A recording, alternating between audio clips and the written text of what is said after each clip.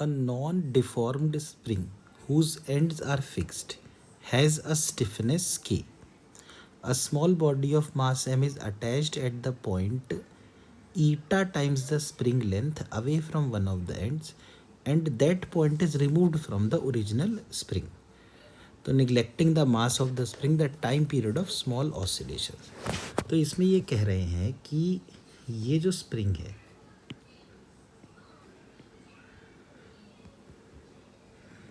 इस स्प्रिंग में से कोई एक जगह पर एक छोटा सा पॉइंट हटाकर वहाँ एक मास लगा दिया.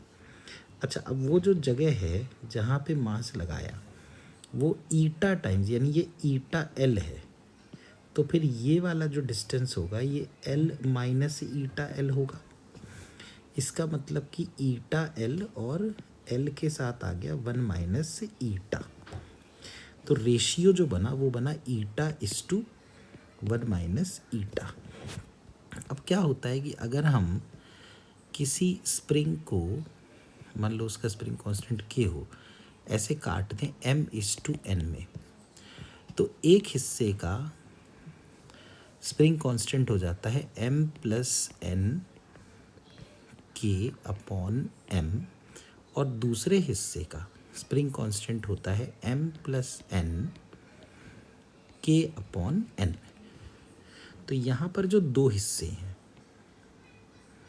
एक हिस्से का स्प्रिंग कांस्टेंट होगा eta plus 1 minus eta, eta plus 1 minus eta into K upon eta. मतलब इसको सॉल्व करके के अपॉन ईटा ही आ जाएगा. और जो दूसरा हिस्सा है उसका होगा eta plus 1 minus eta into K upon 1 minus ईटा, यानी ये बन जाएगा के अपॉन 1 माइनस ईटा. अब ये जो दो स्प्रिंग्स हैं इनको एक ब्लॉक से जोड़ दिया है बीच में, K1 और K2, और अब हमसे पूछा है कि टाइम पीरियड बताइए. तो ये दोनों स्प्रिंग्स हैं पैरेलल में, तो K नेट होगा K1 प्लस K2, यानी K upon eta plus K upon 1 minus eta.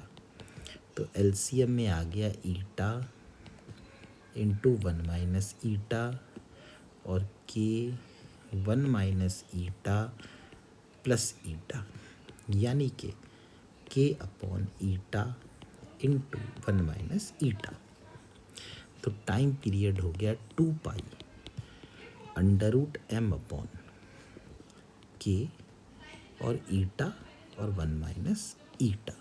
This should be the answer.